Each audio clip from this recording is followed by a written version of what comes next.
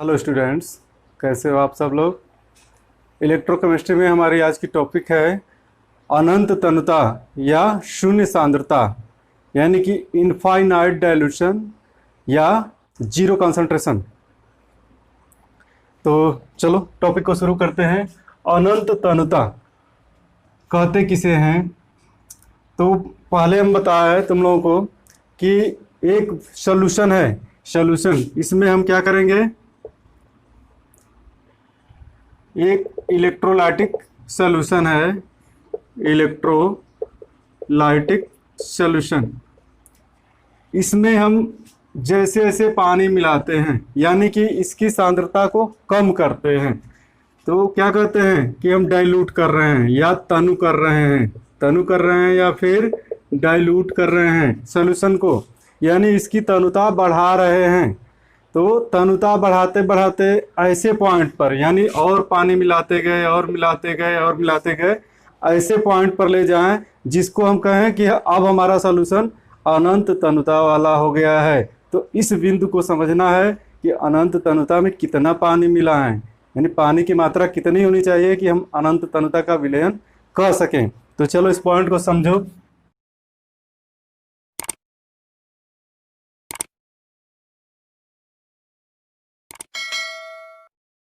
तो यहाँ हम ले लेते हैं विलयन का आयतन, और ये हमारा है ml में।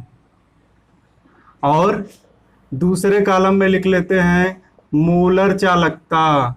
मोलर चालकता यानी कि लैम्डा m। हमको देखना है कि जैसे जैसे हम आयतन बढ़ाएंगे मोलर चालकता पे क्या प्रभाव पड़ेगा, और आयतन बढ़ाने का अर्थ क्या हुआ, तनुता को बढ़ाना।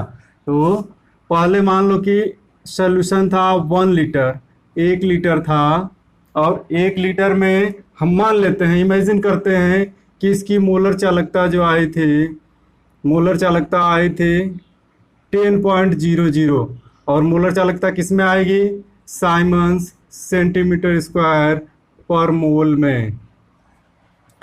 तो 1 लीटर इलेक्ट्रोलाइटिक सॉल्यूशन एक है, 1 लीटर जिसकी ये वैल्यू 1 लीटर जिसकी मोलर चालकता 10 साइमन सेंटीमीटर स्क्वायर पर मोल है।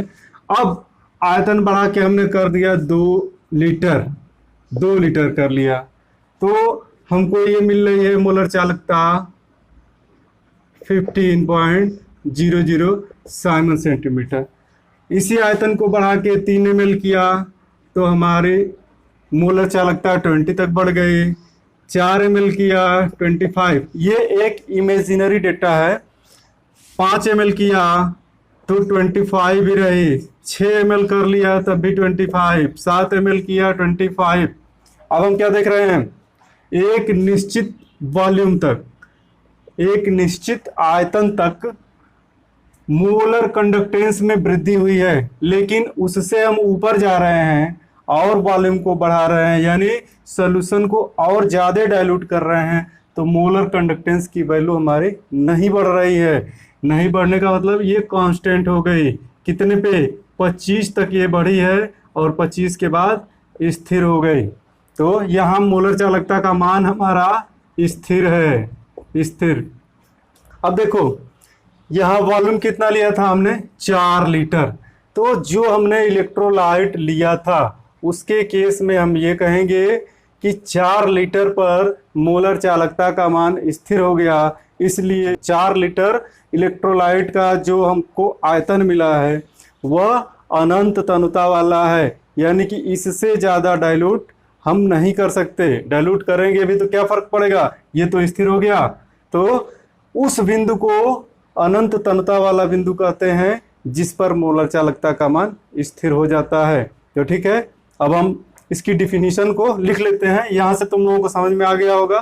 तो इसकी डिफिनीशन देखो, तो यहाँ हमको दिख रहा है कि किसी विद्युत अपघटनी विलयन की तनुता का वह बिंदु जिस पर मोलर चालकता का मान स्थिर हो जाता है, अर्थात विलयन को और तनु करने पर मोलर चालकता अपरिवर्तित रहता है, अनंत तनुता कहलाता है। ऐसे विलयन को अनंत तनुता वाला विलयन या शून्य सांद्रता वाला विलयन कहते हैं। यहाँ मोलर चालकता और इसकी जगह पे तुल्यांक चालकता को भी हम ले सकते हैं, तुल्यांक चालकता को भी लिख सकते हैं कि तुल्यांक चालकता का मान स्थिर हो जाता है, तो उस पॉइंट को अनंत तन्यता वाला पॉइंट कहेंगे। लेकिन हमको पढ़ना है मोलर चालकता के परिप्रेक्ष्य में ही, तो तुल्यांक चालकता हम नहीं लिखेंगे, मोलर चालकता ही लिखेंगे। ठीक है, तो अब अनंत तन्यता समझ में आ गया होगा। अब अनंत तन्यता पर हम लोग मोलर कंडक्टेंस को पढ़ेंगे। तो अनंत तन्यता पर मोलर चालकता यानी molar conductance at infinite dilution, infinite dilution पे मोलर कंडक्टेंस। सबसे पहले हमको क्या करना है, इसको रिप्रेजेंट करना सीखना है। इसको रिप्रेजेंट किस तरीके से किया जाए, तो लैम्डा एम ये मोलर चालकता हुआ, यहां हम अनंत के लिए इनफाइनाइट का चिन्ह लगाएंगे, या इसको क्या कहेंगे, molar conductance at infinite dilution, infinite dilution, या molar conductance at zero concentration, क्योंकि जो इनफाइनाइट डाइल्यूशन है वही जीरो कंसंट्रेशन है। तो शून्य सांद्रता पर मोलर कंडक्टेंस या अनंत तन्यता पर मोलर कंडक्टेंस, तो इसको हम इन दोनों चिन्हों द्वारा रिप्रेजेंट कर सकते हैं। बुक में हमको इस चिन्ह द्वारा ज़्यादा मिलता है, एनसीईआरटी की बुक में भी, तो हम इसी चिन्ह का यूज करेंगे, यानी कि अनंत तन्यता पर मोलर चालकता को लैम्डा एम नॉट या लैम्डा एम जीरो द्वारा प्रदर्शित करेंगे। तो यहाँ हमको दिख रहा है अनंत तन्यता पर मोलर चालकता प्रबल तथा दुर्बल विद्युत अपघट्यों के लिए अलग अलग होती है। तो सबसे पहले हमको देखना है केस नंबर 1 में, केस 1 में प्रबल विद्युत अपघट्य को, प्रबल विद्युत अपघट्य के केस में, प्रबल विद्युत अपघट्य, और हमारा दूसरा केस होगा दुर्बल विद्युत अपघट्य का, यानी केस 2 होगा दुर्बल विद्युत अपघट्य का। तो स्ट्रांग इलेक्ट्रोलाइट के केस में हम लोग मोलर चालकता के मान को ग्राफ द्वारा निकालेंगे, ग्राफ द्वारा, और ये ग्राफ होगा हमारा मोलर चालकता और सांद्रता के वर्गमूल के मध्य, यानी कि तन्यता का वर्गमूल भी इसको कह सकते हैं, C फॉर कॉन्सेंट्रेशन। तो यह तन्यता का वर्गमूल है और यह मोलर चालकता है, दोनों के मध्य में ग्राफ खींचा जाएगा और ग्राफ द्वारा देखेंगे कि प्रबल विद्युत अपघट्य के लिए मोलर चालकता किस प्रकार निकलती है। तो यहाँ हम इमेजिनरी डेटा लेके चलेंगे, तो देखते हैं यहाँ पे कॉन्सेंट्रेशन 0 है, कॉन्सेंट्रेशन 0 यानी कि अनंत तन्यता है, और मोलर चालकता भी यहाँ 0 है, दोनों की वैल्यू यहाँ 0 है। इधर से दाहिने साइड हम बढ़ते हैं तो हमारा कॉन्सेंट्रेशन बढ़ता है, और ऊपर बढ़ते हैं तो मोलर चालकता का मान बढ़ता है। तो ठीक है, एक इलेक्ट्रोलाइट के लिए कॉन्सेंट्रेशन के, इसको हम खानों में बांट ले रहे हैं, कॉन्सेंट्रेशन के इस बिंदु पर आते हैं कॉन्सेंट्रेशन के, तो हमको दिखता है कि मोलर चालकता का मान इतना प्राप्त हो रहा है, यानी हमको ये डॉट मिलता है। अगर इसको थोड़ा सा डाइल्यूट करते हैं, यानी तनु करके इस पॉइंट तक लाते हैं, तो हमको डॉट यहाँ मिलता है, यानी मोलर चालकता का मान बढ़ जा रहा है।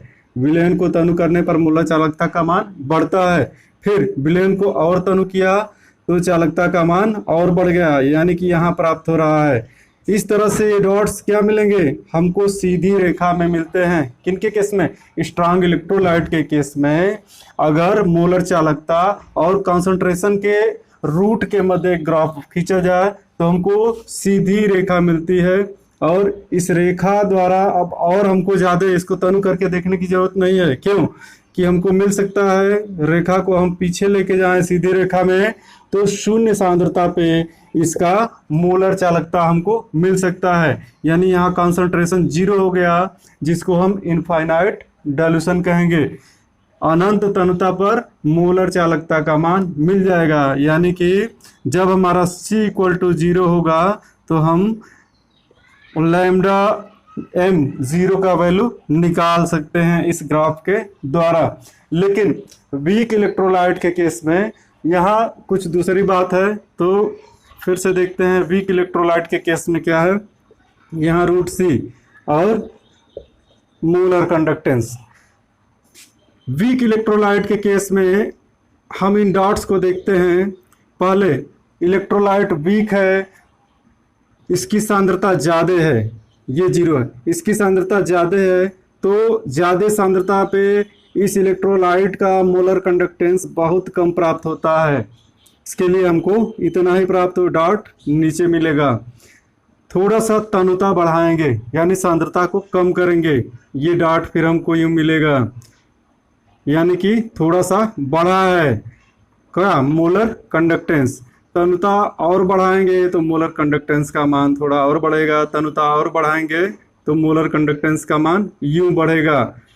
ठीक है, और ये क्या, हमको एक यूं रेखा प्राप्त होगी, यूं, यानी कि स्ट्रेट लाइन नहीं मिल रही है। तनुता बहुत ज़्यादा बढ़ाएंगे तो अचानक से मोलर कंडक्टेंस का मान बहुत तेजी से बढ़ेगा। ये लाइन सीधे ऊपर जा रही है यानी पैरेलल की तरफ। यहाँ पे तो हम लोग देख लिए क्या, 0 कंसंट्रेशन पे जहाँ दोनों लाइनें कट करती हैं ये हमको मोलर कंडक्टेंस मिल गया 0 कंसंट्रेशन पे। लेकिन यहाँ 0 कंसंट्रेशन पे मोलर कंडक्टेंस को निकालना आसान नहीं है। क्यों? क्योंकि हम जैसे जैसे डाइल्यूशन को और बढ़ाते जा रहे हैं तो ये लाइन सीधे ऊपर जा रही है। डाइल्यूशन को और आगे बढ़ाएंगे तो कप्पा की वैल्यू निकालना मुश्किल हो जाएगी। यानी जहाँ बहुत कम सांद्रता होती है वहाँ चालकता कैलकुलेट करना मुश्किल हो जाता है। इसलिए ग्राफ के द्वारा दुर्बल विद्युत अपघट्यों के लिए मोलर चालकता का मान इनफाइनाइट डाइल्यूशन पे कैलकुलेट नहीं किया जा सकता।